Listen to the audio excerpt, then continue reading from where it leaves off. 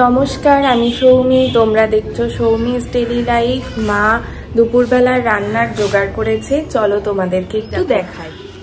সকালবেলাতে আমি ঘুম থেকে উঠেই দেখছি মায়ের দুপুরে রান্নার জোগাড় হয়ে গেছে। জানোই তো এখন ছোট দিনের বেলা, তাড়াতাড়ি কাজ না করলে চট করে দুপুর 2টো বেজে যায়।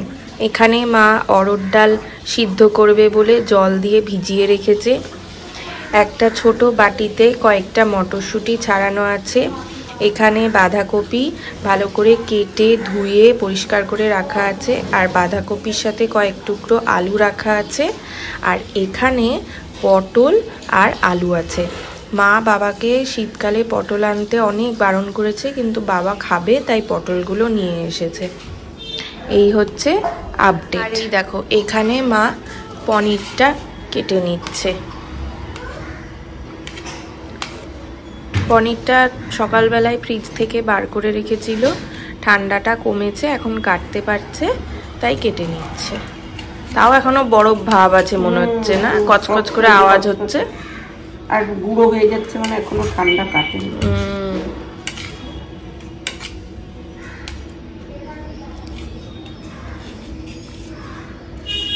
পুরোটা লাগবে না, দেখি একটু রাখবো। হ্যাঁ, পুরো দেওয়ার দরকার নাই, তখন আবার রোজই বেঁচে যাবে।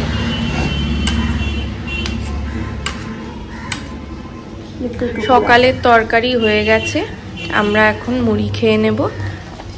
সকালের কি তরকারি করেছো? আলুর তরকারি করেছি কালো জিরা দিয়ে। ও, এই যে সব হয়ে গেছে সকালের তরকারি। দেখো, মা ডালটা সিদ্ধ করতে বসিয়ে দিয়েছে, আর বাঁধাকপিটা ভাপ হয়ে গেছে।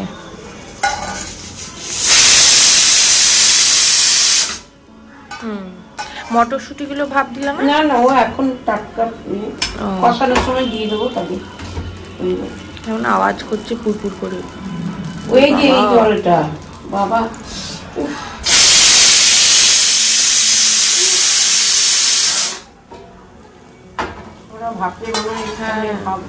খাওয়া দাওয়া করলাম, আর মায়ের এদিকে অনেকটা রান্না এগিয়ে গেছে। মা জলখাবার খাওয়া হয়ে গেছে? হ্যাঁ হয়ে গেছে, চলো তোমাদের দেখাই। মা এখানে কড়াই বসিয়েছে, আর এইদিকে আলু, পটল, পনির সব আলাদা আলাদা করে ভেজে রাখবে। এগুলো টাইম লাগে তো ভাজতে, তাই মা ভেজে রেখেছে। আর এখানে আছে বথুর শাক। এটা বাজার থেকেই বাবা কেটে এনেছে, যেহেতু শীতকাল ছোট দিনের বেলা। অন্য সময় মা বাড়িতেই শাকটা কাটে, তো বাজার থেকে আনার পর ভালো করে বেছে নিয়েছে, কোনো ময়লা টয়লা ছিল কিনা দেখে নিয়েছে, দিয়ে ধুয়ে রেখেছে। আর এখানে শিম বেগুন কেটে রেখেছে, শিম বেগুন দিয়ে শাকটা বসাবে। এই বড় কড়াইটাতে কি বসাবো? কেননা শাক একটু বড় জায়গায় নাড়তে সুবিধা। বাবা, এত বড় কড়াই, অনেক শাক মিহি করে কেটেছে না, শাকটা প্রথমে তো মজবে না। বেছে নিয়েছ? হ্যাঁ, বেছে ভালো করে ধুয়ে নিলাম, তো শিম বেগুন দিয়ে করবো। ঠিক আছে। এদিকে পনিরের ঝোলটা হয়ে যাবে। পনিরের ঝোলটা সিম্পল ভাবেই বানানো হবে, আলু পটল দিয়ে, জিরা বাটা দিয়ে বা জিরার গুঁড়ো দিয়ে। আগে বাটা জিরা দিয়ে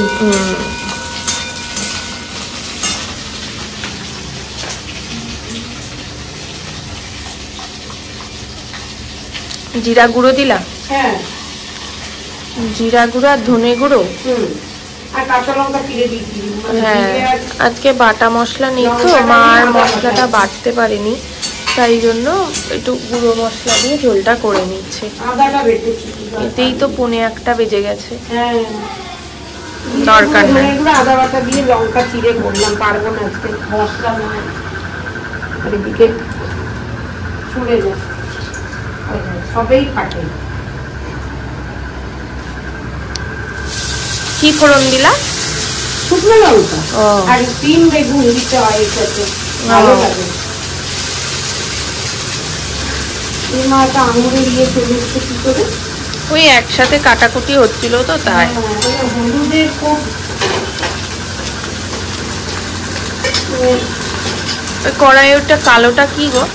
ওই যে ওই বেগুনের মাঝে, ওই যে ওইখানে, ওই যে ওই দিকটায়। হ্যাঁ, না ওই বাবা ঢাকাই তো দিয়ে দিলা ওই বেগুনটা দিয়ে। ওই দেখো কড়াই। ও দাঁড়া, ওই আরেকটা খুন্তি নিয়ে, এটা তো ফাটছে। ওই যে ওই শিমটার ওইখানটায়। এইটা? হ্যাঁ, কড়াইয়ের দাগ নাকি? হ্যাঁ কড়াই, এটা তো নতুন কড়াই। নতুন কড়াই, তাও কালো হয়ে গেছে কেন? ওর মাজার কদিন আগেই কড়াইগুলো সব কিনা হলো।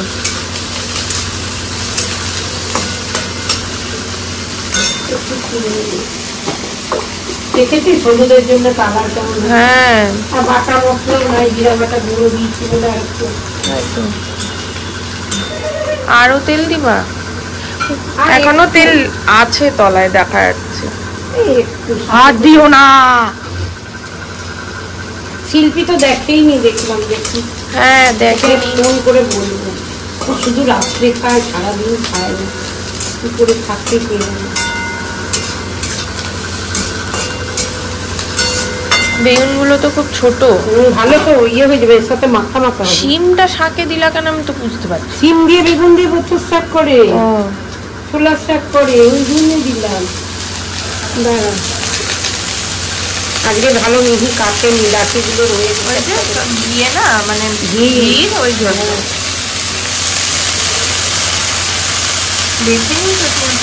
হ্যাঁ না, চুল নেই, আমি বেছে বাইরে আগে বড় জায়গায় দেখতে, তারপরে কত শাক, মধ্যে একটুখানি হবে। হ্যাঁ, আমি বড় কড়াইতে বাকিগুলো আজকে একটু বাকি দেবো।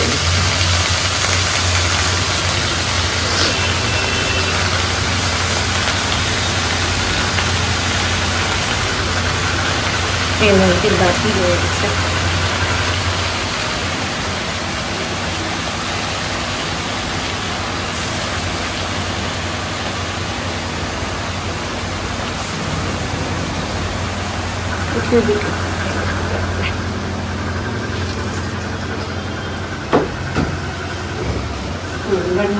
দিয়ে দিই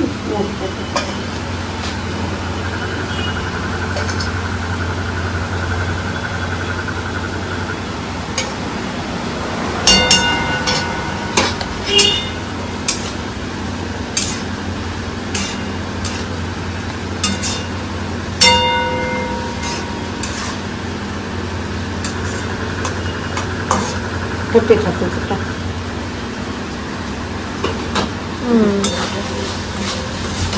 পনিরটাও হয়ে এসছে, কষিয়ে ঝোল দিয়ে পনিরগুলো দিয়ে দিলেই হয়ে যাবে। হ্যাঁ ঠিক আছে, তুমি যখন বাঁধাকপিটা বসাবা তখন আমাকে আবার ডেকো। শাকটা তো হয়ে এসছে, আর মা পুরি বাবা ফুটছে নাকি, আর মা ওদিকে ডালটা সম্বাদ দিচ্ছে। ডালটা সেদ্ধ করে নিয়েছিল আগে, ঝাঁজ আছে।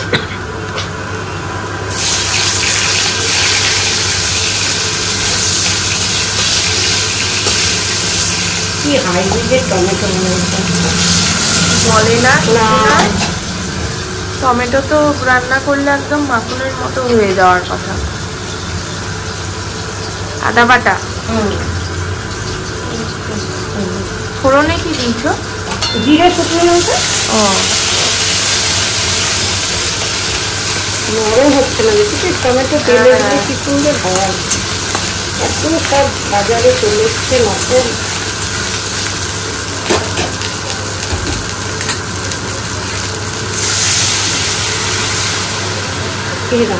শাকটা পুরো গেল নাকি? হয়ে গেছে শাক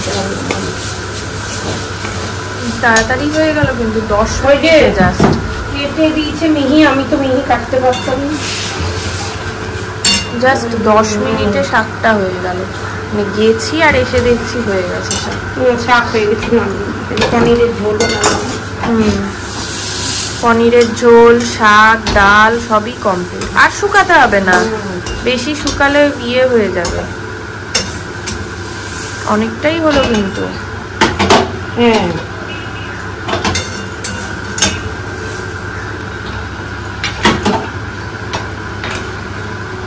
এবার বাঁধাকপিটা হলেই হয়ে যাবে। না ভাত হবে। হ্যাঁ ভাত, আর ভাত তো তুলে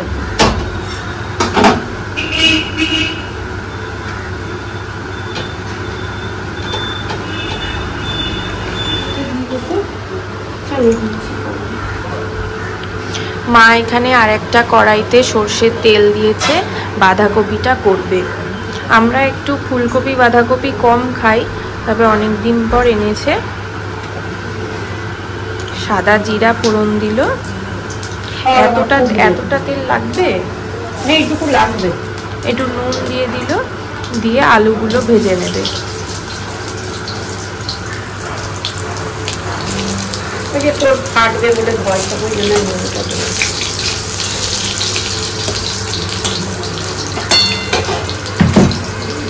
মশলার চামচটা খেয়েছে, এতক্ষণ পরে খুঁজে দেবে।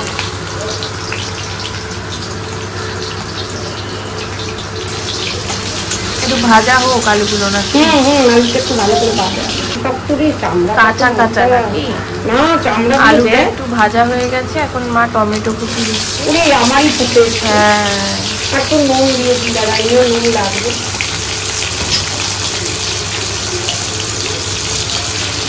আদা বাটা, মা সকালবেলাতে আজকে আদাটা বেটেছে, জিরে ধনেটা আর বাটতে পারেনি। হলুদ, লঙ্কা, জিরের গুঁড়ো দিয়েছি, জিরের গুঁড়ো, ধনে গুঁড়ো লাগবে? ধনের গুঁড়ো দিচ্ছি। হ্যাঁ লাগে, ভালো হয়। এবার মটরশুঁটিগুলো দিয়ে খসা ভাল লাগছে দেখতে মটরশুঁটিগুলো দেওয়াতে। হ্যাঁ, এখন ওই যে ভাতে দিয়ে একটু হলুদ দেখেছিস, কোনো হলুদ দিয়ে কালকে সব ফ্যাকাশে, তো ফ্যাকাশে। এই জিরা গুঁড়ো দিলেই ফ্যাকাশে, কিন্তু আমি বাটি কি করবা, ছোট দিনের বেলা, এখন রোজ বাটা সম্ভব হচ্ছে না, তো কি করা।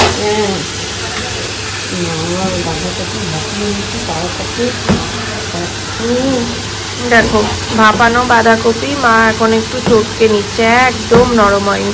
তোমরা তো দেখলাই, মা একটা অ্যালুমিনিয়ামের বাটিতে ভাপিয়ে নিয়েছে প্রথমেই। মোলায়েম না হলে হয়, এই জন্য আমার বাঁধাকপি খেতে ঠিক বিশ্বাস লাগে না। নাকি মানে কি এত চটকাচ্ছ, তা তাকিয়ে তাকিয়ে আছে। হতে হতে হাতা দিয়ে নেড়ে নেড়ে তখন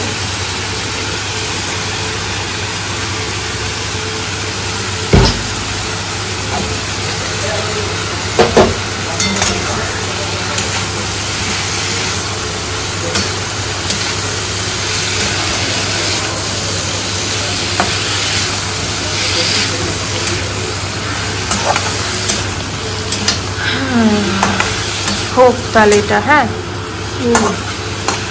ঘরের ঠাকুরকে পুজো দিলাম, দিয়ে এখন রেডি হব। তারপর আমি আর কুশল একটু মন্দিরে যাব পুজো দিতে। চলো তাহলে আবার বাইরে বেরিয়ে তোমাদের সাথে দেখা করছি। এই দেখো, এখানে মা ভাতটা এক্ষুনি নামালো, ঢাকা দিয়ে দেবে, ধোঁয়া উঠছে। এখানে আছে কি ডাল জানো মা? ডালটা কি জানো? অরড় ডাল। এখানে বথর শাক ভাজা, এখানে মটরশুঁটি, টমেটো, আলু দিয়ে বাঁধাকপির তরকারি, আর এখানে আলু পটল পনির দিয়ে ঝোল। আজকে আমাদের নিরামিষ। বাইরে বেরোনোর আগে মায়ের রান্নাটা সব হয়ে গেছিল, তাই তোমাদেরকে এক ঝলক দেখিয়ে দিয়ে এখন আমরা রেডি হয়ে বেরিয়েছি। এখন যাচ্ছি বিষ্ণুপুর কালীবাড়ি। পৌষ মাস যেহেতু চলছে, তাই একটু মাকে পুজো দিয়ে আসি। পুজো দেব বলতে বাড়ি থেকে ধূপ মোমবাতি নিয়ে যাচ্ছি, সেটাই একটু দেখাবো। এমনি লাইনে দাঁড়িয়ে ফুল টুল নিয়ে সরা নিয়ে পুজো দিতে পারবো না। তো যাই হোক, চলো, আজকে বেশ রোদ ঝলমলে ওয়েদার হয়েছে। বিষ্ণুপুর কালীবাড়ি বহরমপুরে ভীষণ বিখ্যাত একটি কালীবাড়ি। যারা বহরমপুরে থাকে তারা জানে। আমি ভিডিও শুরু করার পর থেকে একবারও যাওয়া হয়নি আমার, সেই জন্য তোমাদের সাথেও শেয়ার করতে পারিনি। চলো তোমাদেরকে আজকে একটু দেখিয়ে আনি, আমার সাথে সাথে তোমাদেরও মায়ের দর্শন হয়ে যাবে। আর এই কালীবাড়িটা আমার বাড়ি থেকে বেশ অনেকটাই দূরে, তো যেতে কম করেও আধ ঘন্টা সময় লাগবে। তার উপর এখন তো আবার দিনের বেলা, সে রাস্তাঘাটে ভিড় ভালোই থাকে। আর এই যে এখন আমি যাচ্ছি, আমি যে কলেজে পড়েছি সেই কলেজের সামনে দিয়ে। এই দেখো, চলো তাহলে, কথা বলতে বলতে অনেকটাই রাস্তা চলে এলাম, এখনও আর একটু বাকি আছে। এই সরোবরটার পাশ দিয়ে যেতে যেতে খুব ভালো লাগছে, তাই আমি একটু ভিডিও করে নিলাম। একদিন একটু বেলাটা বড় হলে বিকেলবেলায় মায়ের সাথে যদি আসি তখন তোমাদেরকে এই জায়গাটাও ঘুরিয়ে দেখাবো। খুব ভালো লাগছে দিনের বেলাতে, জলটা একদম দারুণ লাগছে।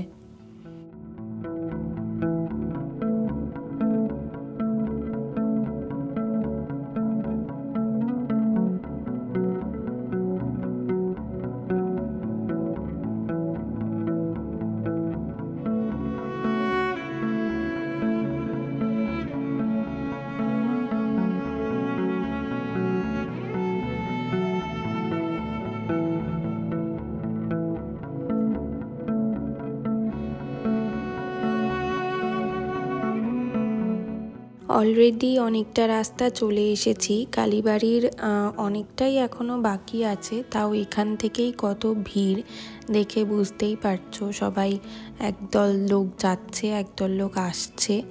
এখনও অনেকটা দেরি থাকলেও এই যে এইটা মেন রাস্তাটায় আমরা কালীবাড়ির ঢুকে পড়েছি।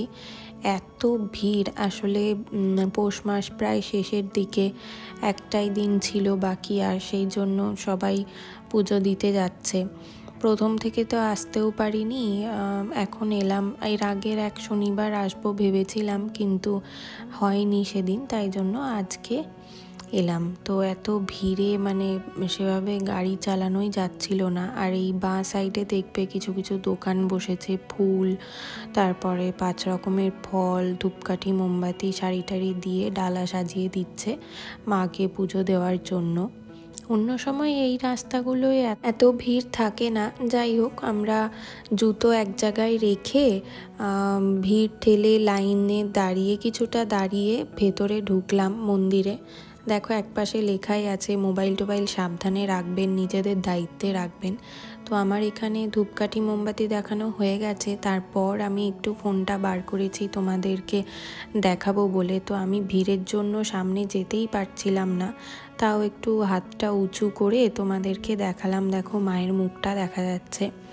ভিড় দেখে নিশ্চয়ই আন্দাজ করতে পারছো যে কি প্রচণ্ড বিখ্যাত এই কালীবাড়ি, প্রচুর ভিড় হয় এখানে। আমি তো ঠাকুর দর্শন করে নামতেও পারছিলাম না, এত ভিড়, প্রায় ঠেলাঠেলিই হচ্ছিল। সেখানে আমার কাছে কিছু আরও জিনিসও ছিল, আরও এক জায়গায় যাওয়ারও ছিল। আর এই যে মন্দিরটা তোমাদেরকে একটু ঘুরিয়ে ঘুরিয়ে দেখাচ্ছি, ভীষণ সুন্দর, সব মায়েরই বিভিন্ন রূপের মূর্তির মতন করা আছে।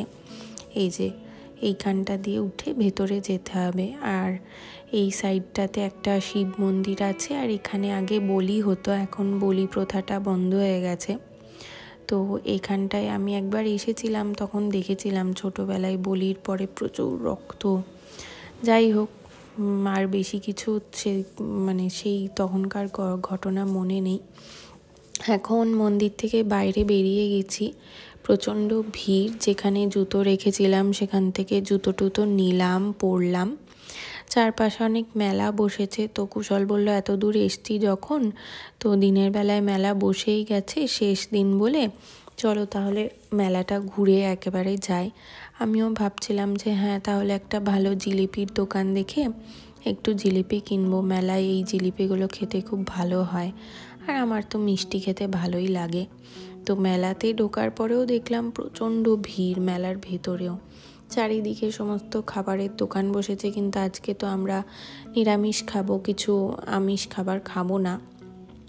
এখন আমরা মেলার ভেতরে ঢুকে গিয়েছি, কিছু সেরকম কিনিনি, তবে ওই এগিয়ে যেতে যেতেই অনেক সময় লেগে যাচ্ছিল, প্রায় এখন 2:30 পৌনে 3টা মতন বেজেই গেছিল মেলার ভেতরে যখন ঢুকলাম তখন। এই দোকানটাতে কিছু ময়ূর পালক দেখলাম, কদিন ধরেই ভাবছিলাম ময়ূর পালক কিনবো, তো 2টো ময়ূর পালক কিনলাম, 20 টাকা করে নিল। আর এখানে একটু পাপড়ি চাটের দোকান দেখে কুশলা আর আমার দুজনকারই খুব খিদে পেয়ে গেছিলো, তাই আমরা একটু পাপড়ি চাট খাবো বলে দাঁড়ালাম। তো যাই হোক, আমাদেরকে সাথে সাথেই প্রায় বানিয়ে দিয়েছিল, কিন্তু খুব একটা ভালো খেতে ছিল না। আমি যদিও ভাবছিলাম এখানে একটু ঘুগনি চাট রয়েছে, কিন্তু সেটা আর খাওয়া হয়নি। যাই হোক, আর এখানে এখন এসেছি একটু জিলিপি কিনতে। দারুণ ছিল জিলিপিগুলো, দারুণ, মুখে দিতেই রস একদম টইটুম্বুর ছিল জিলিপিতে, প্লাস মালপোয়া, আমিত্তি সবই ছিল। তো আর ওই সাইডে একটু ধনেপাতার পকোড়া আর বেগুনি ভাজছিল, দুজনে দুটো ধনেপাতার পকোড়াও খেয়েছিলাম। 250 জিলিপি নিয়েছিলাম বাড়ির জন্য, অল্প কয়টা উঠেছিল, 6টা না 7টা। যাই হোক, এখন আমরা আবার বাড়ি ফিরছি। পথে আমাদের একটা আবার কাজও ছিল, সেই কাজটাও করলাম। এখন প্রায় 3:45 মতো বেজে গেছে, বিকেল তো হয়েই গেছে, দুপুরের খাবার খাওয়া এখনও হয়নি। প্রথমে আমাকে বাড়িতে কুশল নামিয়ে দেবে, তারপর ও বাড়ি গিয়ে খাবে, আমারও বাড়ি গিয়ে খাওয়া আছে।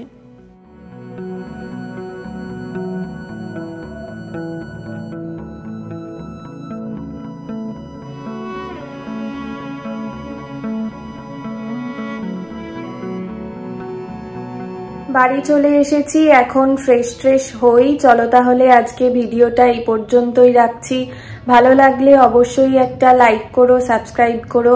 দেখা হবে নতুন একটা দিনের ভিডিও নিয়ে খুব তাড়াতাড়ি। টাটা।